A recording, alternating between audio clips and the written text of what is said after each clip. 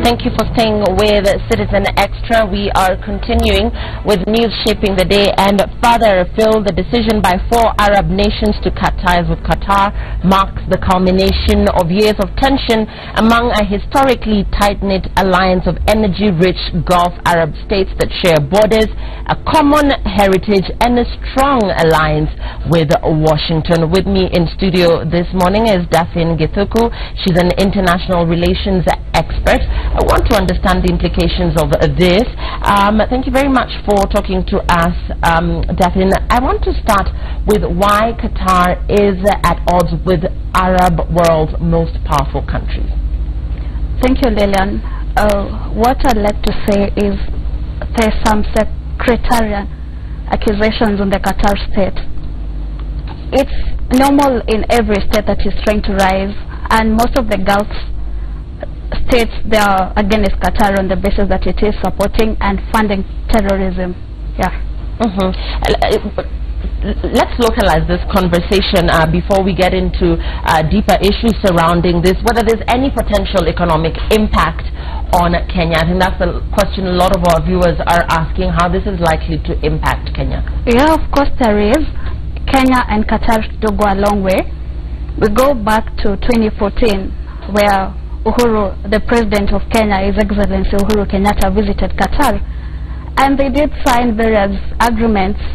The youth radicalization, we had industrialization. 2008, we still had the LAPSET project, and fast forward to Tizia when Sheikh Tamim was in Kenya. So Qatar getting affected will affect Kenya in various ways. Yeah, and you mentioned that the Emir was actually in Kenya very recently. Do you think that we as a country should be concerned with the outcome of the bilateral talks that were held during that visit following this recent development? We should. I like to look at it from this angle. We have Mombasa shippings that are directly to Doha. Doha is the capital of Qatar. Suppose Qatar is going to get affected. The attacks are inconfident. So in case of anything, Kenya, we can't be so sure. We'll have so much to lose. And Qatar hosts the region's main U.S. military base, Daphne, which is used to launch strikes on the Islamic State group. So how will the move of these powerful Arab countries disassociating themselves with Qatar impact Qatar? Yeah, first I'd like to say that Qatar it's the home to the biggest U.S. military, and Qatar also has such a strong military base. And we've already seen countries like Bahrain, we've seen UAE already cutting links with Qatar. So it is going to be, as I said, it is inconfident. We can't tell the outcome of it, but Qatar stands to lose. I want to talk about the broader consequences, the long-term economic consequences for Qatar. We do know that there are a lot of migrant workers and expatriates living there, including Kenyans. Let's talk about the broader consequences, particularly the long-term economic ones for Qatar, who we also understand gets its food from Saudi Arabia, which is one of the countries that are at loggerheads with it currently. Yes, Qatar is already suffering an economic punch. What I like to say is we've seen that part of Qatar, most of the land is not arable. Yesterday we did see most of the shoppers in Qatar queuing to make large stocks in their houses. Qatar is set to lose. We already, in case the links are, as much as the links are getting cut, we've seen Bahrain and Saudi Arabia that do provide Qatar with food. They've already cut their links. So no import, no shipping. We've seen the air bases, nothing. So Qatar is going just to suffer some economic loss. The GDP will go down and all that. Okay, and John Kagushia, I want to rope you in on this conversation. John Kagushia is a governance analyst. Thank you very much for joining us on Citizen Extra. I want to localize this conversation now, looking at the potential economic impact on Kenya. This move coming after the Emir's visit to the country, where he held talks with President Uhuru Kenyatta. What are the implications from where you're seated for Kenya? Yeah, well, I would like to say the issue of Qatar, as you can see, has far-reaching implications. You see, these are geopolitical issues that are playing in here, in the Gulf area. As you can see, already 5 nations have severed their links with Qatar. And I know, Lydian, the government of Qatar has assured its citizens that they are not going to be affected as much by what is happening now. But what is clear is that they are already getting affected, because already all the flights to UAE, to Maldives, to Egypt, to Libya, and to Saudi, they've all been cancelled. And the kind of assurances we are getting from the Qatar government is that you can rebook your tickets for the next 30 days. And of course, we don't know whether even in the next 30 days we are going to have this issue resolved. Although, Lilian, you're also aware that Turkey and the president of Turkey, Erdogan, has moved in very swiftly to try and cool issues and try and lower the tensions in Qatar, and is actually trying to play the mediation card and see if they can have an agreement. And having all the cargoes which are coming from Doha and Qatar being blocked from entering UAE and other countries, and of course, you know, these guys are some of the biggest producers of aluminium, which is used all the way to Europe, Asia and USA, is definitely going to kind of cripple economic prospects of Qatar. Now, Uhuru Kenyatta, our president, had already started diplomatic relations with Qatar. And, you know, one of the areas where Kenya has been looking at in terms of collaboration with Qatar is the issue of fight against terrorism, and even a bit of support on diplomatic issues. And of course, you know, this is also happening with the government of Jordan, between Kenya and Jordan. Now, the country has been, you know, reaching out to some of the countries in the Middle East and in the Gulf, which we have not in the past have had very tight diplomatic relations. And why we've been doing this is because of the problems that Kenya has encountered in the past with terrorism. But of course, now when you have Qatar at the center of accusations of terrorism, it then you know, brings us now back to the drawing board to ask ourselves, if indeed the issues which are being raised are true, then how do we as a country then continue to relate with Qatar? But again, I would also want to say, I have not had US sever their relationships with the Qatar. In fact, they have said the status quo remains. Their relation as a their diplomatic relations with Qatar remains. Of course, you know, there is a bigger goal whereby US is looking at this very big military air base which is based in Qatar. But again, you also remember that US is one of the biggest funders of the military outfit in Egypt, and of course you can see Egypt has already severed its relationship with, their diplomatic relations with Qatar. So it's really a circus. It's an issue that at times is difficult actually to see the end of it. Remember again, Lillian, just last week we had a leak of the emails of the ambassador from UAE to USA, and he's actually being accused as one of the people who may have played a very big role to paint Qatar in bad image. So there are many issues, but I believe that one of the issues which are coming here is the geopolitical issues, and of course issues of the Gulf politics. Yeah, so we wait and see. But Kenya will have some. I don't think that it is going to be very huge impact in Kenya, because again, we do not have very serious trade in between Qatar and Kenya. But again, we have a lot of Kenyans who work in Qatar. The only issue, Lillian, is that I do not think the people who work in Qatar from Kenya are working in the higher echelons of the structures there or business. Most of them are actually low-candle job kind of employees in Qatar. But whichever way, Kenya, we will have some small impact from these problems that are bedeviling Qatar at the moment. Thank you very much for that.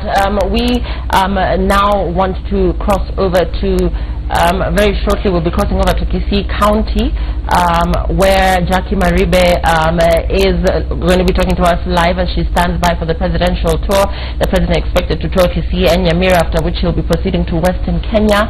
And of course he will be accompanied by the Jubilee Brigade. He's also expected to proceed to the North Rift as he continues with his campaigns. We do know that he will be talking to local leaders in the respective areas he'll be visiting, and Jackie Maribe will be updating us now on the president's itinerary and indeed what issues he's likely to address as he is on this tour. Jackie?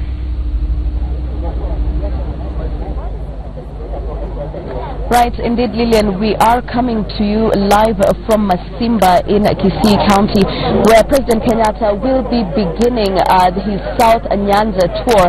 You bear with me a bit, we have a bit of a cold here in Kisii, but I just want to give you the routes that the President will be touring today. Once he lands, you understand he's already airborne and on the way.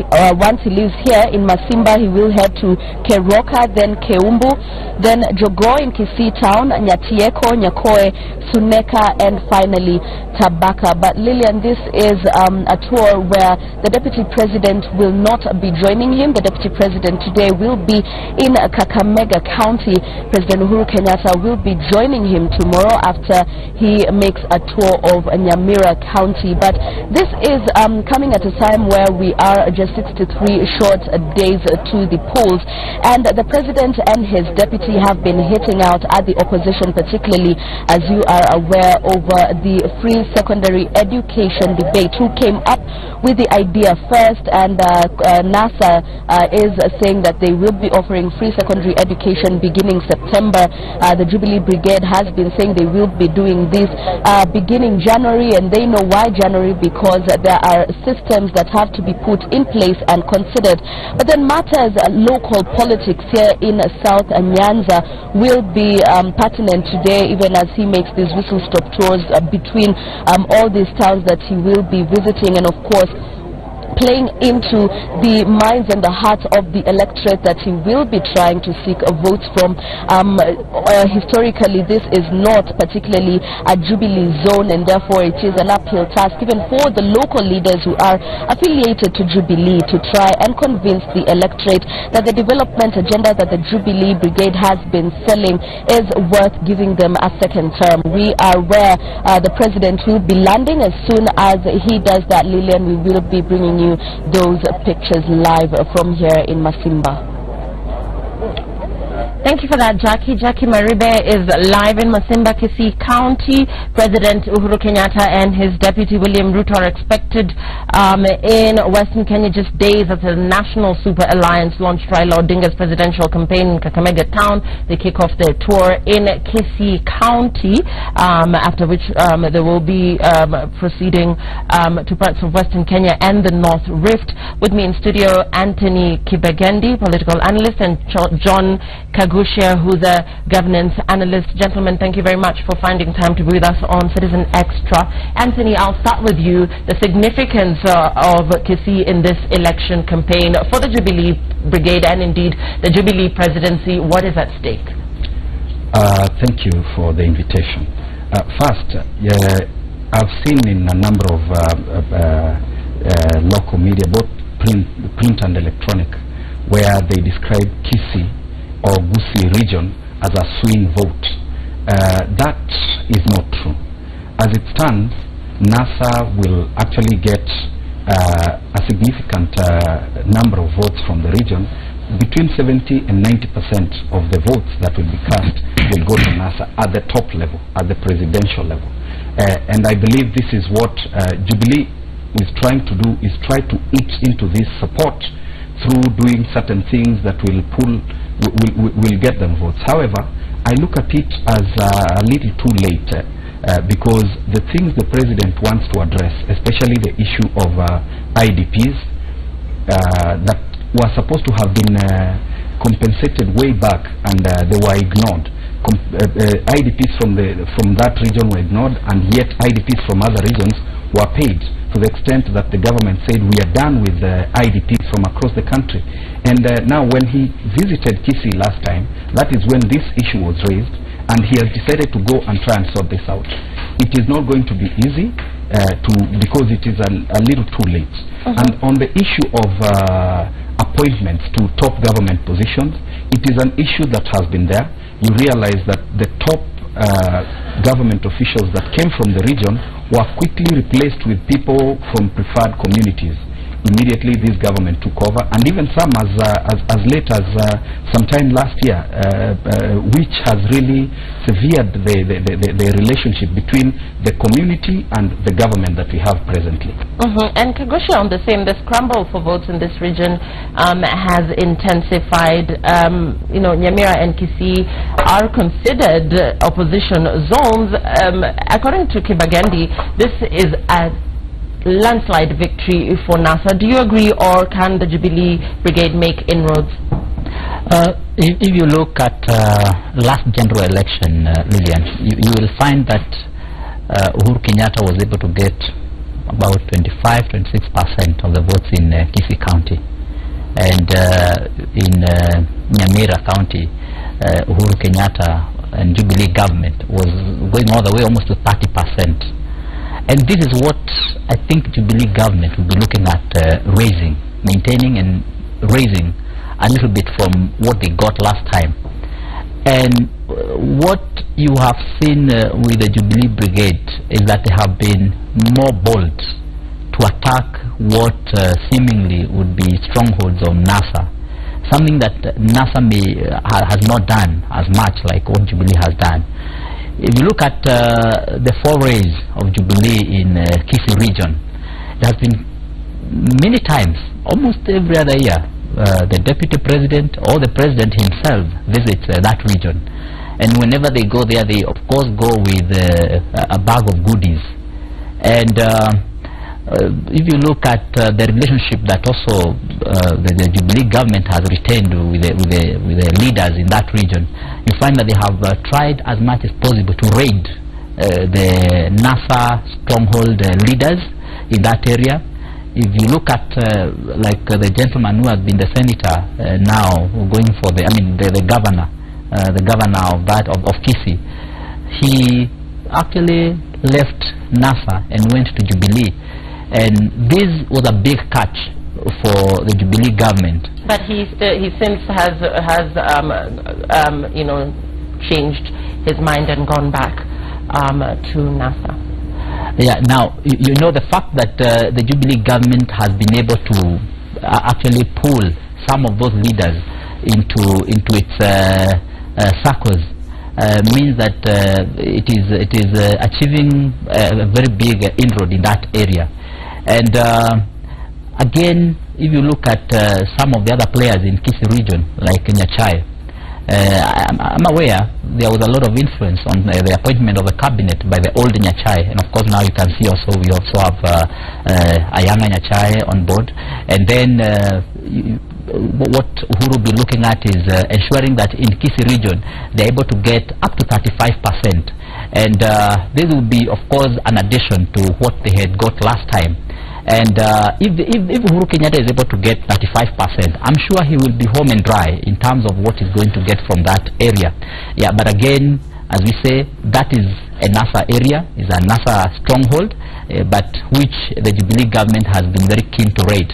Now, if you look at Nyamira County and look at areas like Kuria, those are areas that in the past have given MPs who are not in the court side or in NASA area or in ODM.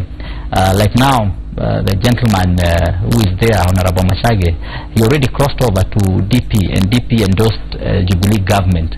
So you see there's a lot of political activity on the ground, which tends to shift quite a bit of political support to the Jubilee side. Yeah, but that doesn't mean that all the support or more than 50% of the support will go to Jubilee. No, I think largely the area still remains to be a NASA stronghold. Right, and Kibagendi, you know, although analysts, you know, will maintain that this is a predominantly NASA stronghold, what are the Kisii electorate looking for in the leadership that they will elect, particularly in the presidency come the August polls? What issues are the Kisii electorate grappling with? Thank you. First, you will get surprised, but that the community, the Kisii community, will vote in extremely unique ways, whereby the presidential vote will go to to NASA, almost between 75 and 85%.